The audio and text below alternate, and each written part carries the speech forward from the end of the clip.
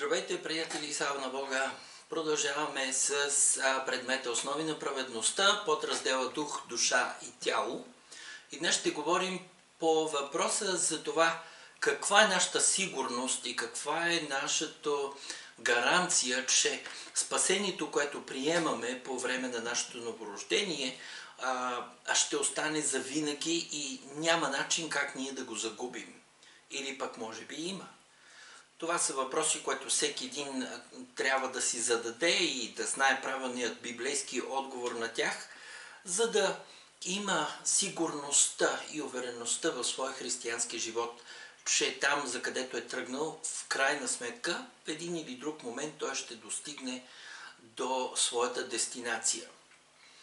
Говорим за това, че при нашето новорождение духът ни е очистен, свят, праведен, усъвършенстван и не може да мине в друга степен, в която да бъде по-праведен, по-свят и по-усъвършенстван. И в един момент хората четат някои други стихове от Библията и казват, тук има някакво противоречие, едното или другото трябва да е вярно. И такъв един стих се намира във второ послание към Коринтяните, 7 глава, 1 стих. Там апостол Павел казва: И тъй, любезни, като имаме тези обещания, нека очистим себе си от всяка плътска и духовна нечистота, като се усъвършенстваме в святост със страх от Бога. На пръв поглед този стих изглежда като че ли противоречи на писанията, които представят новородения дух, както казах, съвършен, завършен свят, без нечистота, която да бъде очиствана или която да може да влезе.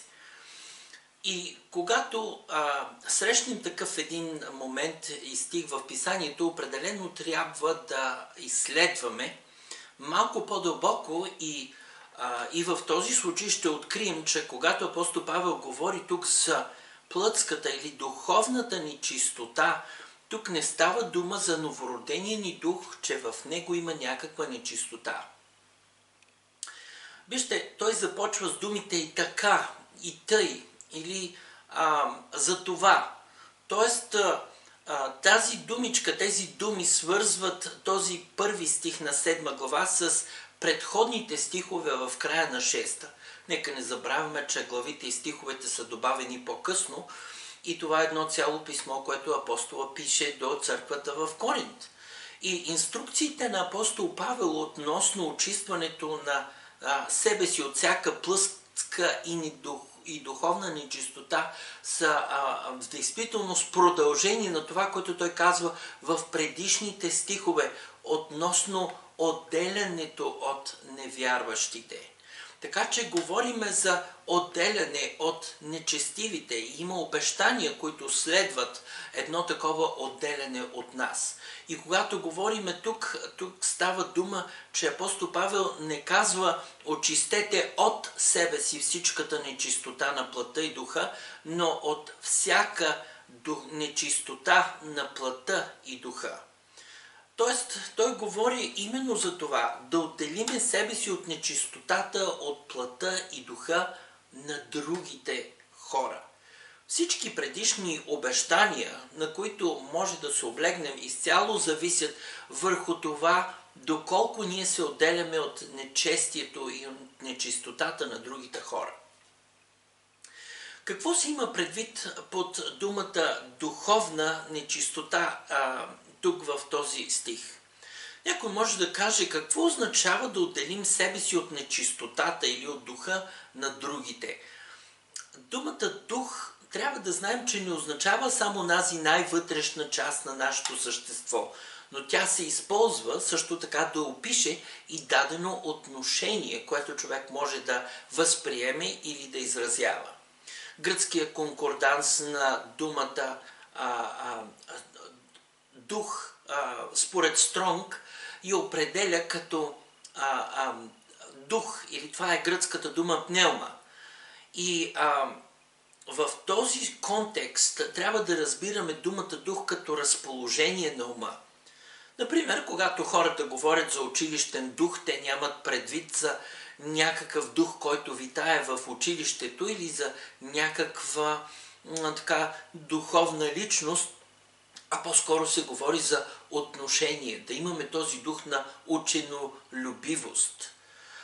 Този стих ни казва, че тъй като ние имаме тези обещания, които са ни дадени в 6 глава за обитаването на Божието присъствие, обещанието да ни приеме, да бъде наш Бог, да бъде наш баща, а ние да бъдем Негов народ. Ние трябва да очистим себе си от всякакво оскверняване, причинено от ходенето след плътта, или оскверняване, причинено от неблагочестиви духовни съюзи.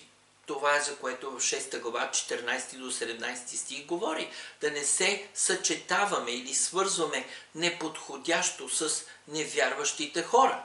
Тоест, апостол Павел ни казва, ние трябва да се отделим от оскверняването ни от невярващите, не само физически, но също и в нашите отношения, в нашият начин на мислене. Спомнете си, говорихме за християнската философия, за обновяването на ума. Това е, което трябва да се случи, да ходим отделени от Бог в благоговение и страхопочитание пред Него.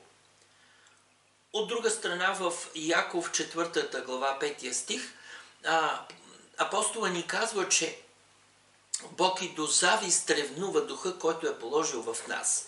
Какво означава да ревнува? Когато говорим за ревност, това е пожелание, което изразява някаква силна страст спрямо нещо или някого. И в този случай именно смисъл е, че Бог е ревнив. Той е загрижен, Той е ангажиран в нашия живот. И за това именно Той ревнува за този дух, когото е направил и положил да живее вътре в тези, които са сложили своето упование в Христос. С други думи, ако продължим да живеем според светската мъдрост или философия, Бог възприема избора ни да не му се доверяваме твърде лично и Той ни ревнува. Той иска колкото се може ние да бъдем по-близо до Него и с Него. Така че определено Духът на Бога има в себе си това отношение спрямо нас, защото Той не иска да ни дели с друг или друго. И вече навлизаме в темата за нашата сигурност и увереност. Започваме с изречението веднъж спасен, завинаги спасен. Вярно ли е или не е вярно? Затова ще разгледаме именно такива логични въпроси, които възникват след онова, което до този момент сме разгледали в уроците. Духът е новороден. Станахте ново създание. Както Исус, така сте и вие в този свят. Запечатани сте със Святия Дух, което означава, че греховете ви са били простени, т.е. миналите, настоящите, както и бъдещите. И така означава ли това, че веднъж след като сте спасени, оставате спасени завинаги?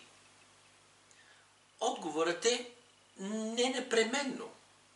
Не е задължително и има и някакъв друг вариант, на който ще се спрем. Има няколко посоки, в които хората възприемат или разглеждат въпроса с спасението. Например, има доктрина, която казва, че веднъж спасен човек завинаги остава спасен. Тоест, не можеш да обърнеш процеса и да направиш каквото и да било по въпроса и да не си вече спасен. От друга страна, друга доктрина пък казва, че човек се спасява, обаче той може да изгуби своето спасение в момента, в който той извърши грях. Тоест, следва една такава поредица от спасяване, след това изгубване на спасението, спасяване, изгубване. Човек се новоражда отново и отново и отново. Всеки път, когато изгуби спасението си, той трябва да се новороди отново, за да има това общение и взаимоотношение с Бога. Кое обаче е правилното? Има писания, които говорят за устояване до края, да държим здраво изповедта на вярата си, както и други в тази посока. Така че кое е вярното, едното или другото? И аз смятам, че отговорът е в една трета категория и нито една от първите две не е изчерпателна и наистина библейски обоснована. Каква е тази трета категория? Нека да разгледаме и ще видим, разбира се, и стихове, които да я подкрепят библейски. На първо място, вече няколко пъти направихме това заключение, че Бог се отнася към нас на базата на това, кои сме ние в духа.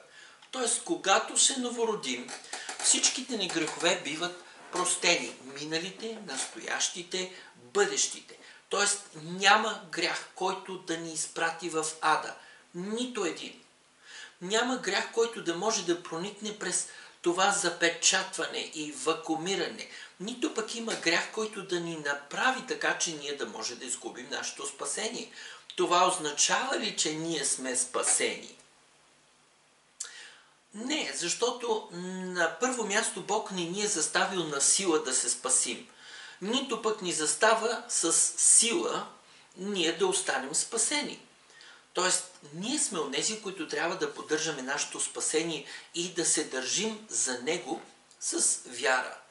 Не можем да го отмахнем чрез грях или да го изгубим, както говорихме до сега.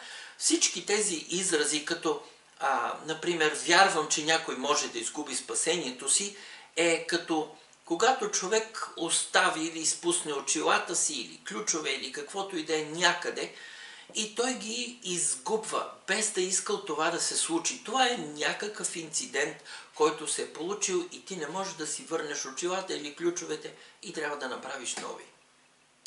Но дали това се отнася така и по въпроса с спасението?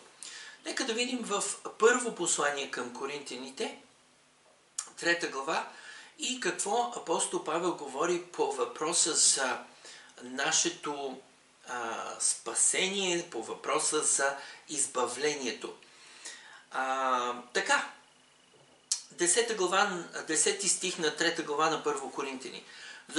А на нас Бог откри това чрез духа, понеже духа издирва всичко, даже и Божиите дълбочини. Защото, прощавайте, това е 2 глава, отиваме на 3, 10. Според дадената ми Божия благодат, като изкусен строител, аз положих основа, а друг гради на нея, но всеки нека внимава как гради на нея. Тоест апостол Павел поставя основата на църквата, на доктрината, на вярването. И от тази основа, на която стъпваме всички, ние започваме да градим. И той предупреждава, че ние трябва да бъдем внимателни как и с какво градим върху нея.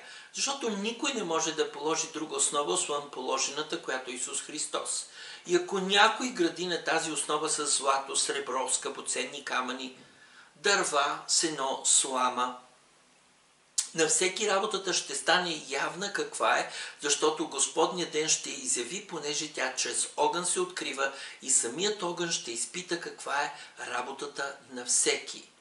Тоест, времето на нашия градеж е именно това, устояването и поддържането на спасението ни чрез вярата, която е положена в нас.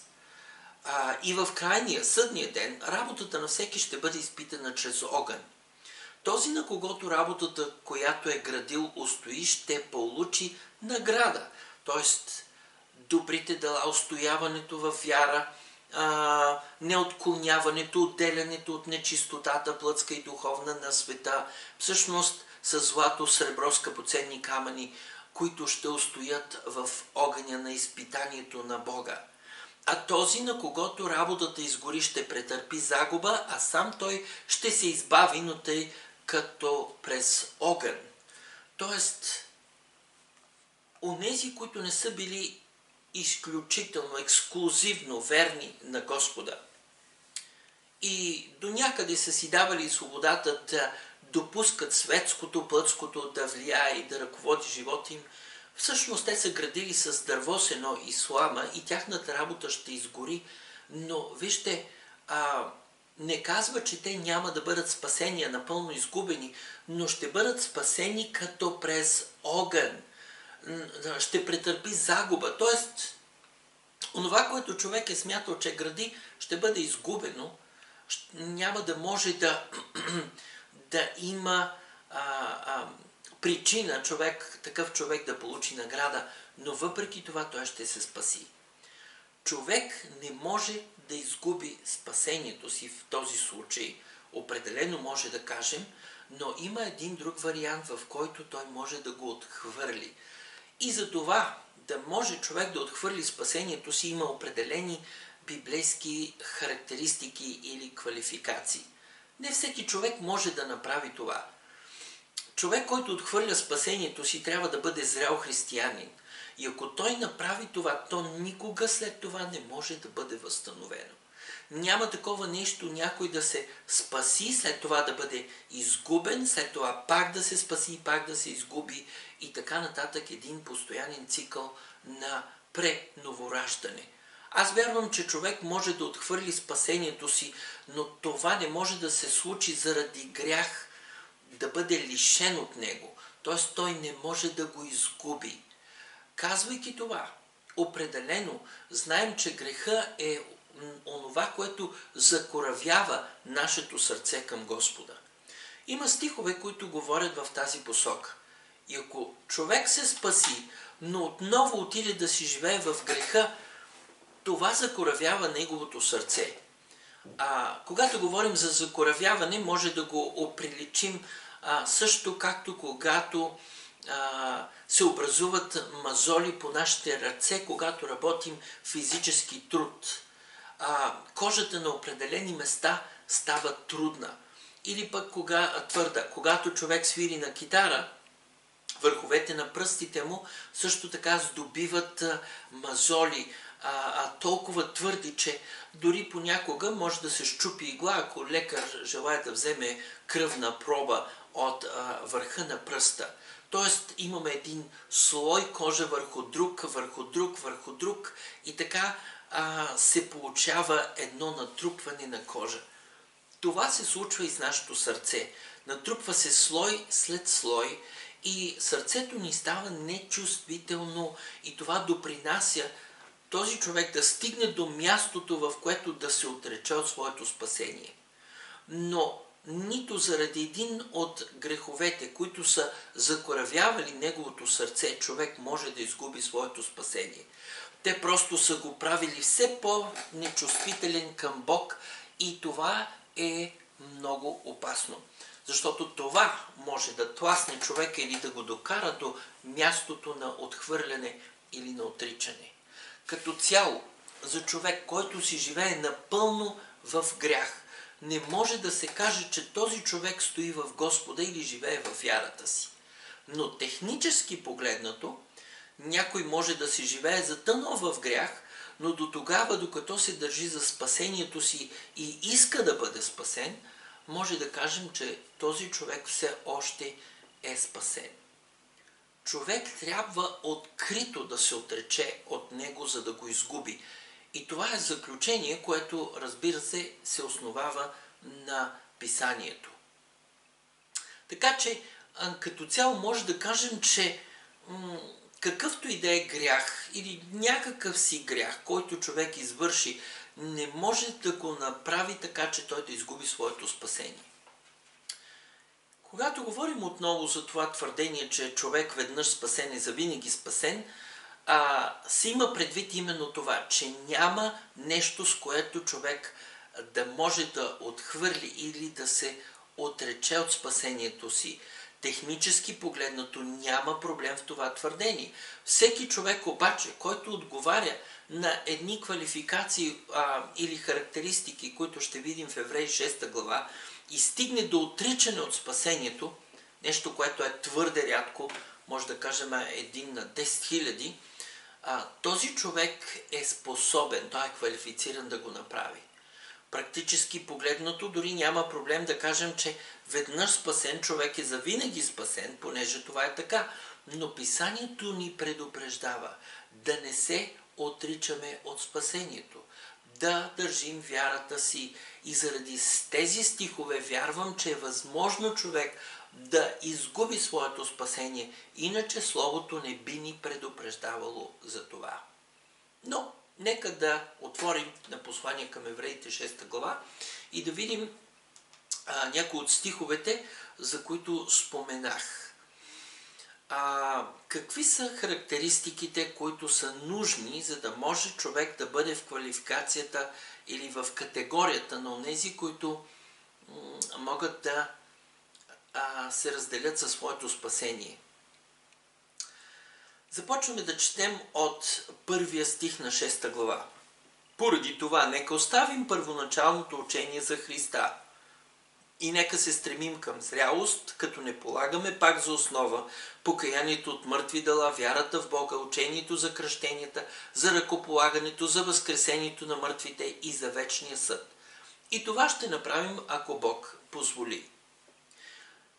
И тук вече са ключовете стихове. Защото онези, които веднъж са били просветени и са вкусили от небесния дар и са станали причастни на Святия Дух и са вкусили от доброто Божие Слово и от великите дела на бъдещия век, а са отпаднали, невъзможно е пак да бъдат обновени и доведени в покаяние, докато разпъват втори път в себе си Божият Син и го опозоряват. Не е единственото място, което говори по тази тема. Има и още много стихове. Например, Евреи 10 глава, след като използвахме стиховете в предишния урок за освещение и за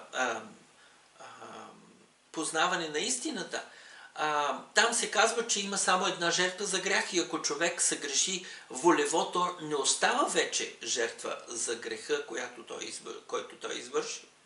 Така че ако човек стигне до момента, в който да отхвърли спасението си, за него и според послание към Евреите 6 глава няма покаяние за това, т.е. не може да се новороди отново.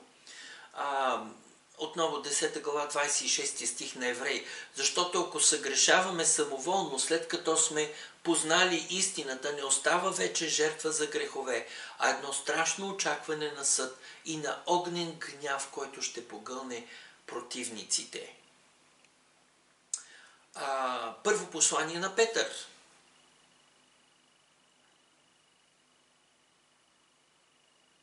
Първо Петрово, 1 глава от 3 стих. Благословен да бъде Бог и Отец на нашия Господ Исус Христос, който според голямата си милост ни възроди за жива надежда чрез възкресението на Исус Христос от мъртвите, за наследство нетленно, неоскверняемо и което не повяхва, запазено на небесата за вас, които с Божията сила сте пазени чрез вяра за спасение, готово да се открие в последното време. Отново виждаме няколко стиха, които категорично говорят, че човек не може да изгуби спасението си, защото има наследство нетленно, неоскверняемо, то не повяхва, то е запазено в небесата и също така с Божията сила сте пазени чрез вяра за спасение. Тоест човек не може да изгуби спасението, обаче той може да се отрече от него или да го отхвърли. Има много стихове, които говорят по тази тема. Хората, които казват, че човек дори не може да се отрече от спасението си, остава завинаги спасен, когато са конфронтирани с тези стихове, казват, че виждате ли, това е само хипотетично. Тоест, това не може да се случи в действителност. И причината да твърдят това, да е немислимо, е, че понеже Исус ще трябва да умре отново да пролее кръвта си втори път за греховете на хората, обаче Той плати за греховете, както четахме в 9 глава на Евреи, само веднъж и ако по някакъв начин първата жертва е обезсмислена, Той ще трябва да умре втори път. И затова хората казват, че това е хипотетично, то е теория, но не и реалност. И с най-големите усилия обаче това не може да бъде подкрепено и да се твърди, че е само на теория. Защо? Ясно се казва, че ако човек прави тези неща и той отпадне, не е възможно да се върне към покаяние, т.е. самоволно, ако върши греховете, и за втори път да разпъне Христос и да го опозори. Така че е напълно възможно човек да загуби своето спасение. Например, Юда, един от 12-те, е наречен синът на погибелта. И тук думата погибел в гръцкия означава загуба на здравето на душата. Човек не може да изгуби това, което никога не е имал реално в себе си или в живота си. Най-вероятно Юда в някакъв момент е имал взаимоотношение с Бог, но след това се отрича от него и затова бива наречен син на погибелта.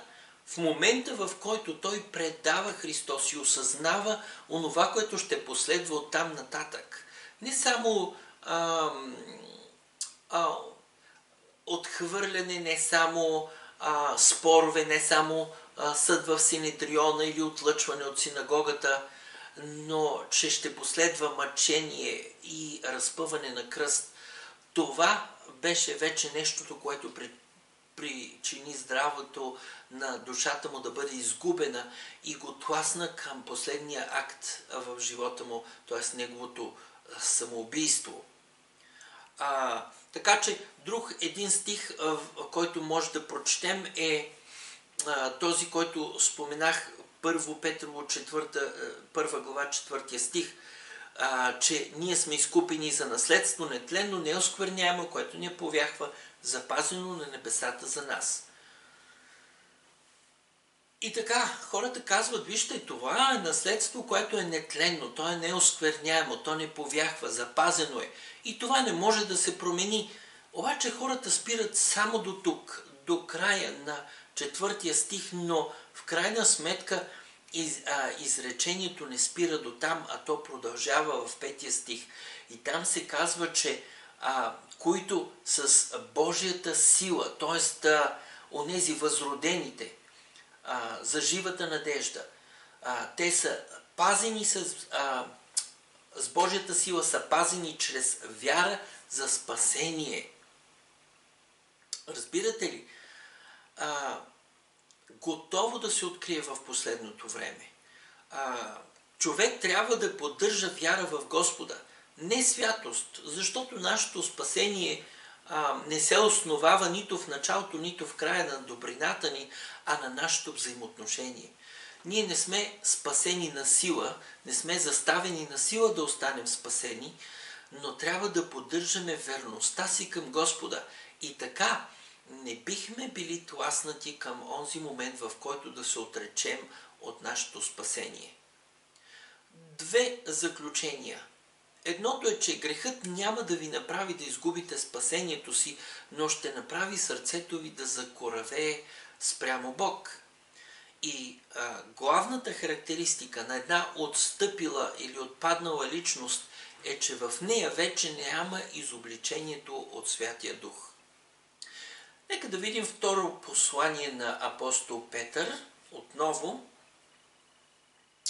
в 1 глава. От 5 стих надолу. Какво ни казва там? То по самата тази причина. Причината, че Божествената сила ни е подарила всичко, което е нужно за живота и благочестието по един определен начин. По самата тази причина положете всяко старание и прибавете на вярата си добродетел, на добродетелта си благоразумие, на благоразумието си себеобуздание, на себеобузданието твърдост, на твърдостта си благочестие, на благочестието си братолюбие и на братолюбието си любов. Защото ако тези добродетели не се намират у вас и изобилстват, те няма да ви оставят безделни, нито безплодни относно познаването на нашия Господ Исус Христос. Но онзи, от когото те не се намират, той е сляп, късоглед, забравил, че е бил очистен от старите си грехове. Затова, братя, постарайте се още повече да затвърждавате вашето призвание и избиране, защото като изявявате тези добродетели, никога няма да се спънете, понеже така ще ви си даде щедър достъп до вечното царство на нашия Господ и Спасител Исус Христос. За някои хора тези стихове носят известна несигурност и колебание. Тоест, например, когато те са се новородили като деца и след това са се отклонили от пътя на вярата, живели са в грях, казали са, че не искат да имат нищо общо с Бога, дори са станали атеисти, но в момент от живота си по-късно те се възвръщат отново към Господа. Дали за тези хора има покаяние и дали те могат да имат взаимоотношения с Бог? Тук вече отиваме в 6 глава на послание към евреите, за да видим каква е квалификацията на хората, които могат да направят това, т.е. да отхвърлят, да се отрекат от своето спасение от Бога. Прочетахме няколко стиха, но нека да започнем от 4, защото точно там намираме тези характеристики. Евреи 6 глава от 4 стих надолу. Там се казва, защото онези, които веднъж са били просветени. Първа характеристика. Хората, които отхвърлят своето спасение, трябва да са били просветлени. За какво става дума тук? В Евангелието на Йоан 6 глава 44 стих се казва, че никой не може да дойде при мене, ако не го привлече Отец. Тоест трябва да има едно свръхестествено привличане от Святия Дух. И това не може да бъде нещо, което са направили нашите родители, които са ни водили на църква и ние просто сме правили нещо през годините, докато пораснем, за да им угодим. Но трябва да сме били изобличени, убедени, привлечени и просветени от Святия Дух. След това в 4 стих продължава: и са вкусили от небесният дар. Какво означава да си вкусил от небесния дар? Аз смятам, че тук става дума за спасението или това е нещо, което се отнася за новорождението. Трябва да сме истински новородени. Има много религиозни хора, които са имали знанието за Христос и след това са го отхвърлили и са се отдалечили. Но тези хора никога не са имали взаимоотношение с Бог. След това говори на края на стиха: и са станали причастни на Святия Дух. Какво означава човек да бъде причастен, да бъде съпричастен на Святия Дух? Аз смятам, че тук автора говори за кръщението в Святия Дух, за изпълването с Духа, с говорене на езици или по отношение на дарбите на Духа, които започват да се проявяват. След това в 5 стих продължава: и са вкусили от доброто Божие Слово. Какво означава човек да вкуси от доброто Божие Слово? Не само да бъде просветен, изобличен, убеден от Святия Дух, но да започне да получава откровения от Словото. Имах много хора, които са новородени, изпълнени с Духа, но реално те нямат откровението за Божието Слово. Т.е. то никога не е ставало живо за тях. Те живеят реално от вярата и откровението на някой друг. Но тук в 5 стих автора говори за човек, който наистина познава Словото надълбоко и то е нещо, което е било реално за него. И след това в края на 5 стих говори, че той също така е вкусил от великите дела на бъдещият век.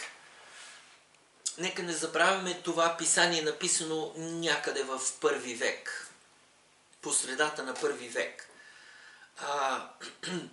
И когато Исус казва в 14 глава на Йоан 12 стих, че ние ще вършим неговите дела, че и по-големи от тях, именно това, смятам, се говори тук в 5 стих, великите дела на бъдещия век. Тоест, вече имаме проявяването на дарбите на Духа. Те са в действие, опериране в тези дарби, вършене на чудеса, виждането на знамения, на изцеления, които се случват в живота на вярващия човек. Така че, определено, човек, когато е незрял като християнин и е някакъв повърхностен вярващ, който е дошъл на църква, идва заради някой друг или просто от това да покаже някаква религиозност. Този човек не може да носи отговорност за делата на плътта, които продължава да върши. Принципно, това е нещото, което описва един зрял християнин. С други думи, едно бебе християнин не би могъл да извърши това. Ако малко дете на 3-4 години реши да напусне родителите си и да не е част от това семейство, и полицията го намери, полицията ще бъде на страната на родителите. Ще върнат детето при тях и няма да го подведат под отговорност, самото дете, понеже той е твърде малко, за да носи отговорност. Докато един възрастен човек може да вземе решението да отиде да живее другаде, да промени фамилното си име, да прекъсне всички връзки с предишното си семейство, да издейства дори забранителна заповед и да се отдели напълно, защото той вече е възрастен. По същия начин може да кажем, че има хора, които са незрели и не се вписват в изискванията от Евреи 6 глава. Те просто са привлечени от греха или нещо там навън в света. Но Бог не ги държи отговорни, защото те не са били зрели и не са знаели реално какво правят и допускат живота си.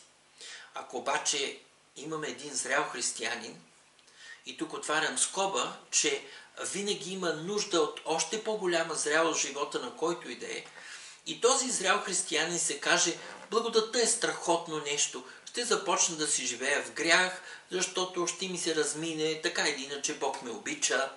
Никой от греховете, които върша, няма да ме прати в ада, защото беше заплатено за целия ми грях. Аз съм осветен, усъвършенстван завинаги в моя дух. Ако един зрял християнин започне да прави това, той ще започне малко по малко да закоравява сърцето си спрямо Бога. Съвестта му или Святия Дух ще започне да действа в него, да го изобличава, но ще мине период от време, може това да са години, и ако той продължава да закоравява сърцето си към Бога, да краде, да върши престъпления, сексуални грехове и да прави каквото си поиска, сърцето му ще стане толкова кораво спрямо Бог, че попадайки в някаква ситуация, тя може да го тласне да се отрече към Господа. И това би било нещо наистина ужасно. Не знам къде точно е линията. И мисля, че никой не знае. И не трябва да търсим къде се намира тази граница, тази линия, или да се приближаваме близо до нея и да си казваме, аз все още се държа за вярата си. Защото това просто е глупаво. Трябва да сме колкото може по-далеч от тази линия, тази граница, да дори ако се спънем и паднем, да не паднем от другата страна на линията, от другата страна на чертата. Нека не се опитваме да видим колко близо може да стигнем до тази черта и да ни се размине и да продължаваме да разчитаме, че ние имаме вечното спасение. Но определено вярвам, че е възможно за някой, който е зрял в Господа, според Евреи 6 глава 4 и 5 стих, да се отрече от вярата си.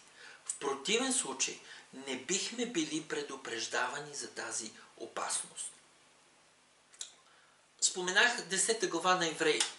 И там автора навлиза в още малко повече обяснения по този въпрос. Нека да видим някои от стиховете. И това е точно след стиховете, които четахме преди, че ние сме спасени, усъвършенствани завинаги.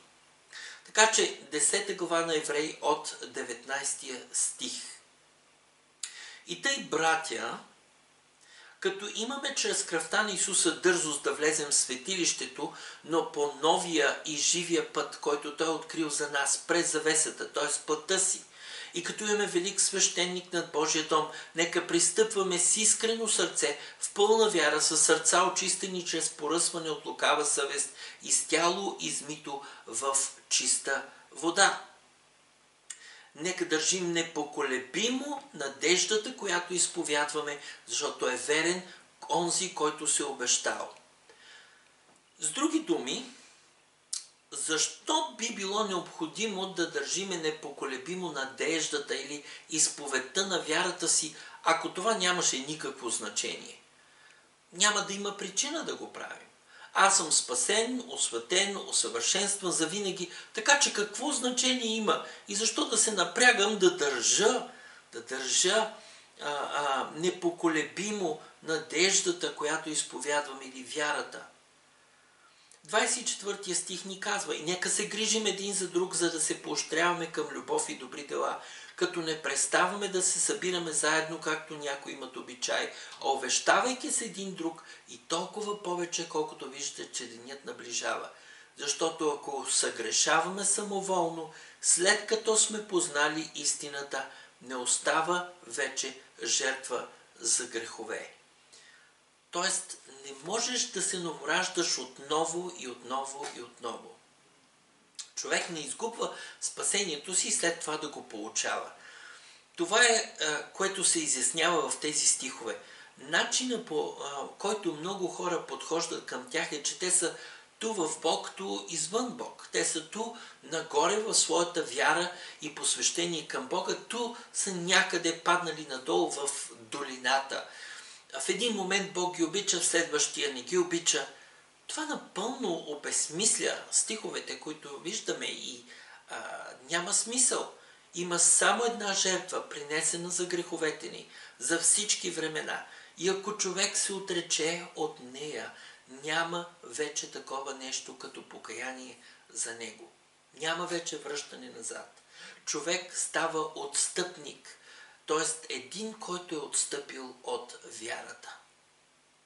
Защото ако съгрешаваме самоволно, някои хора казват, ако страдаме самоволно, нали? Хората казват, аз страдам самоволно. В известен смисъл всеки грях е самоволен. Всеки път, например, когато се разгневим, ние сме избрали да се гневим, защото не ни е накарал някой друг да го направим. Когато пожелаваме предмет или личност или пари или каквото и да е, ние избираме да правиме това. Така че всеки грях има елемент на самоволност в себе си. Но ако следваме тук контекста, става дума за едно преднамерено и пълно отхвърляне и непокорство на Бога. Тук не се говори за някаква слабост. Знаел си кое е правилно, но все пак си съгрешил, така че говори за едно пълно отхвърляне на Господа. 26 стих, прочетахме го. Защото ако съгрешаваме самоволно, след като сме познали истината, не остава вече жертва за грехове, а едно страшно очакване на съд и на огнен гняв, който ще погълне противниците. Някой, който е престъпил Мойсеевия закон, умира безпощадно при думата на 2 или 3 свидетели. Тогава колко по-тежко наказание, мислите, ще заслужи онзи, който е потъпкал Божия син и е счел за просто нещо кръвта на завета, с която е осветен, и е наскърбил духът на благодата. Вижте, в 28 стих се казва някой, който е престъпил или презрял Мойсеевия закон. Тоест тук не говори за човек, който е допуснал грешка поради своята човешка природа. Той не е направил всичко перфектно. Но става дума за човек, който буквално презира заповедта и казва, аз няма да се покоря на тази заповед, но ще я престъпя съвсем умишлено. Този човек при Мойсеевия закон се наказва при свидетелството на 2 или 3. Тоест смърт, убит с камъни или отлъчен, изгонен и така нататък.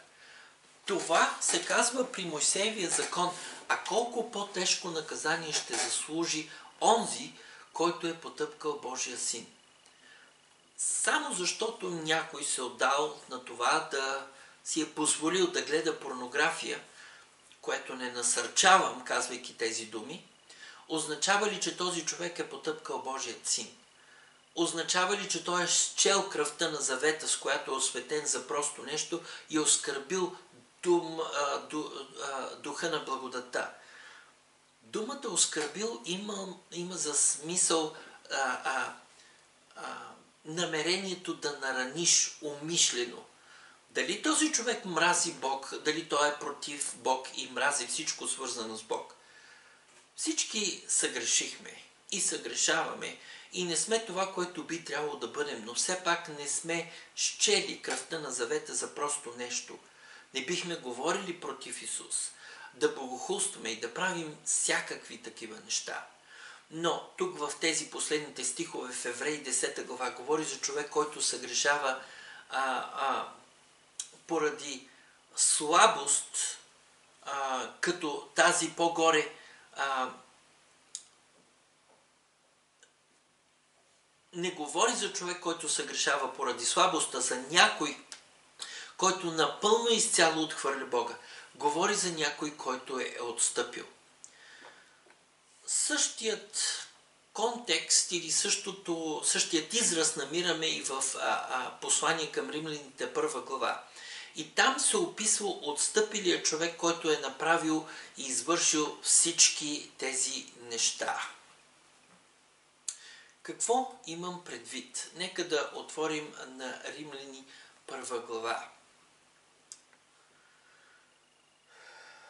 Този човек е някой, който е предал себе си изцяло на тези неща, на тези грехове и поради това, че не е пожелал познанието на Бога. Бог е отнел от него или от тях това знание и в тях вече няма никакво изобличение. 28 стих на 1 глава на Римляни. И понеже отказваха да познаят Бог, Бог ги предаде на развратен ум, така да вършат това, което не е прилично, изпълнени с всякакъв вид неправда, нечестие, лакомство, омраза, пълни с завист, убийство, раздори, измама и злоба, клюкари, клеветници, богоненавистници, нахални, горделиви, самохвалци, измислители на злини, непокорни на родителите си, безразсъдни, вероломни, без семейна обич, немилостиви, които при все, че знаят Божията справедлива присъда, че тези, които вършат такива работи, заслужават смърт, не само ги вършат, но и одобряват онези, които ги вършат. Нека да обобщим. Ако някой си мисли и се чуди, направил ли съм всичко това, станал ли съм отстъпник? Ако все още човек има в себе си желание за Бог и не иска и да си помисли, че той е отстъпник, той не е отстъпник. Святия Дух все още му дава милост и все още му дава благодат. Човек, който е направил всички тези неща, е някой, който е намразил Бог, потъпкал е Божия син, оскърбява Святия Дух, той мрази Бог и всичко, което е свързано с Бог. Той вече няма никакво изобличение в себе си. Ако някой има някакво изобличение и продължава да скърби за нещата, които е направил, и се стреми да се поправи, това означава, че Святия Дух все още работи и се занимава с него. Отстъпилият човек, той няма изобличение. Той знае, че се е запътил към ада и дори се радва за това, че отива точно натам. Той не иска да бъде там, където е Бог. Той мрази Бог от цялото си сърце. И това, което се описва тук, както и че е възможно това да се случи. Не може да кажем, че даден грях е направил това и е накарал човека да стигне до там. Защото ако кажем, че греха ни може да ни направи да изгубим спасението си, ще трябва да сложим категории на греховете. Обаче знаем, че греха си е грях. Всички сме под стандарта на това, което би трябвало да бъдем и ще трябва да започнем да казваме, че има в един момент допустими или недопустими грехове. Но не това е, което Библията ни учи. Например, в Яков 2 глава 10 стих се казва, че ако човек изпълни целия закон, но съгреши в едно, той става виновен за целия закон. Така че няма такова нещо, че за някои грехове ще може да ни се размине, а за някои не. Грехът все още има своите последствия. Не върху духа ни, но последствията за нашия ум и за нашите емоции. Грехът ще закорави сърцето ни спрямо Бог и ще ни постави в позиция, в която сме толкова претъпени духовно, че ако преди това сме изпълнили изискванията на Евреи 6 глава 4 и 5 стих, може да се окажем на място, където да се отречем от нашето спасение. Това просто е глупаво и няма смисъл. Затова нека да не го правим. Нека не ставаме нечувствителни към Бога. Да стоим колкото е възможно по-далеч от онази черта, граница. Но съществува такава възможност, която човек да се отрече от спасението си. Рядко може да срещнем такива хора, но има, защото сме предупредени за това. Има едно общо нещо при всички хора, мъченици за вярата. Когато са били пред прага на смъртта си, те не са се отричали от Христос, защото са знаели, че това може да ги осъди на вечен ад. И освен, че самите те са се държали за вярата си, те са насърчавали и останалите, които са били измъчвани заедно с тях или отивайки на смърт, да не го правят. Нека да отворим на 2 Тимотей 2 глава 11 стих.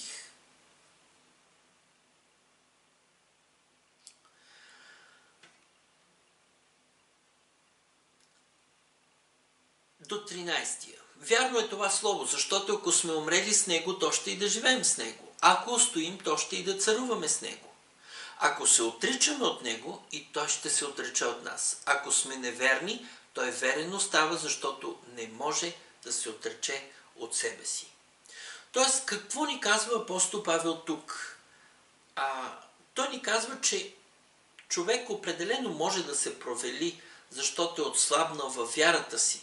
Не е стоял здраво в своята вяра и поради някаква слабост той се проваля, но този човек все още не се е отрекал от него. Тоест не става дума за нещо, в което не си успял да извършиш или да спазиш, но ясно говори за едно пълно отричане и за оскърбяване на духа на благодата или за омраза към Бога. Ако се провалиш поради човешка слабост, той не може да се отрече от себе си. Тоест, той е обещал никога да не те оставя и никога да не те забравя.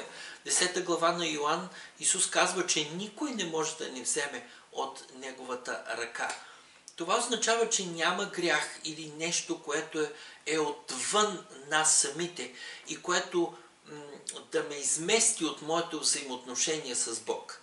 Но това не означава, че и Бог ме заставя на сила да стоя в това състояние. Нищо отвън не може да ме отдели, но вътре в себе си аз винаги мога да реша дали да приема или да отхвърля спасението си. Ако аз настоявам, Бог ще ме остави и ще ме пусне да си отида. Ако ние се отречем от Него, и Той ще се отрече от нас. Обърнете внимание, Той никога не се отрича първи от нас. Но ако сме християни от Евреи 6 глава 4-5 стих и обърнем гръб, ние можем да се отречем от спасението си и да го отхвърлим, но не можем да го изгубим, както някои казват, поради грях. Ние сме осветени, усъвършенствани завинаги, Бог ни е запечатал, но ние трябва да избираме да останем и да стоим в това взаимоотношение. Това би било като в един брак. Единият партньор може никога да не отхвърли другия, но това не означава, че той може да възпре другия да не го отхвърля. Единият не може да застави на сила другият да стои в това взаимоотношение. Ако той иска да излезе, той не може да го задържи и да го застави на сила да остане. Така и Бог не ни заставя на сила да стоим в взаимоотношения с Него. Не можем да изгубим спасението си. То не може така просто да си отиде от нас. То не се основава на греха ни, но определено трябва да поддържаме изповедта на вярата си в Господа. Не мисля, че това поучение би се отнасяло за някой, който е посветен християнин, който ходи редовно на църква, изследва Словото или е в библейско училище. хора, които са се посветили да изучават Словото, които са новородени, осветени, усъвършенствани за винаги, запечатани със Святия Дух, защо някой такъв би искал да се отрече от Господа, да го отхвърли и да си отиде по своя път? Изобщо не би трябвало да бъде нещо, с което да се занимаваме, но определено намираме, че Писанието пише по тази тема и то на доста места и трябва да положим усилие и да искаме откровение, за да разбираме тези стихове. Ние сме спасени до тогава, докато искаме да сме спасени. Не може да изгубим спасението, все едно сме го сложили някъде и сме забравили къде се намира то.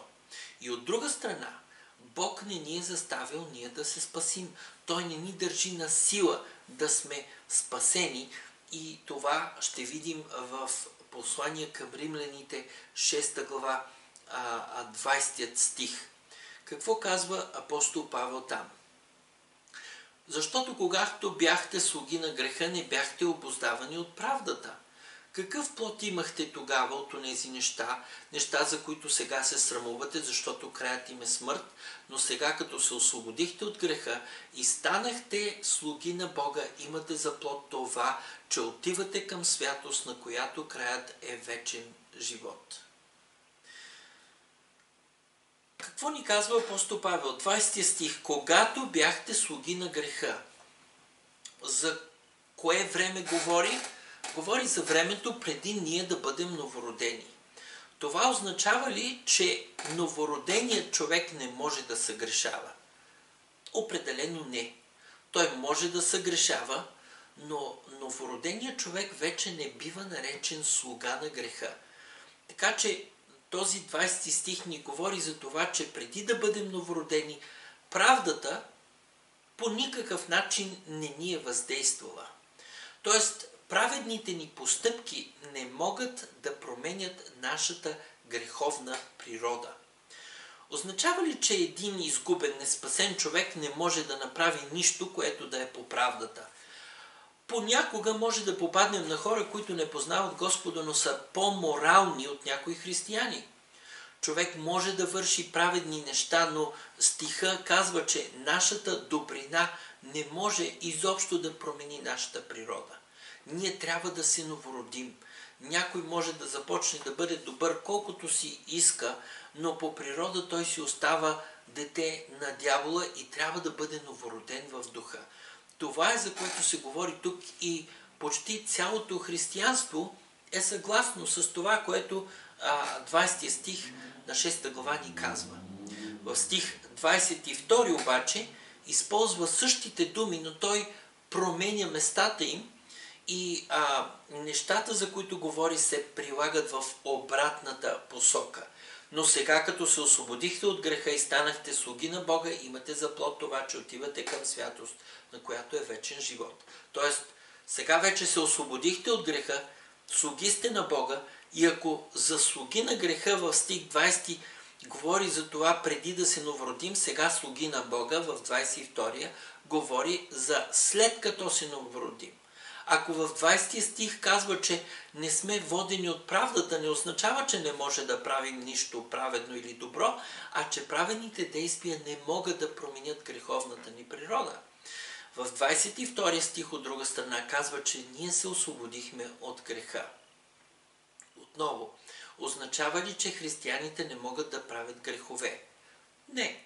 Християните съгрешават все още. И затова и апостол Йоан в първо послание, цялата първа глава и втора глава, първия стих, ни говори, че имаме ходатай, който ходатайства пред Отец за нашите грехове. Христос праведния.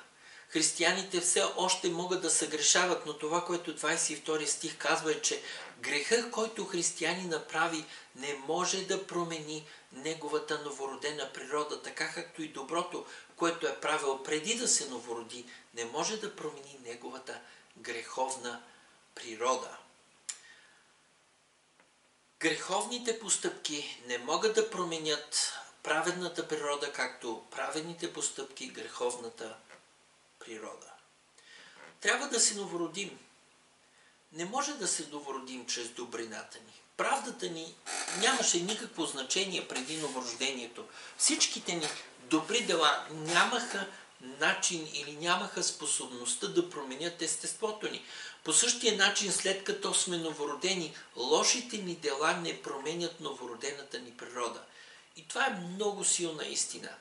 Това е като монета, която има две страни, ези и тора. И ако приемем едната страна на монетата, ще трябва да приемем и другата. Ако приемем, че не можем да се новородим с добрината си, то трябва да приемем, че не може да върнем новорождението си в обратна посока чрез нашите лоши действия и постъпки. Добрината ни не променя лошата природа, нито пък лошотата ни не може да промени новородената ни природа. Ние бяхме осветени, усъвършенствани и запечатани завинаги. И единственото нещо, което трябва да правим, е да се държим за това и да кажем: татко, съгреших, но все още вярвам в теб. И няма значение колко много съм сбъркал и колко много съм съгрешил. Ти все още ме обичаш и имаш благодат към мен. Да поддържаме вярата си в Господа и да му се доверяваме като наш Спасител.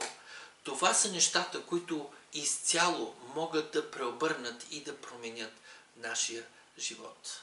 Бог да ви благослови!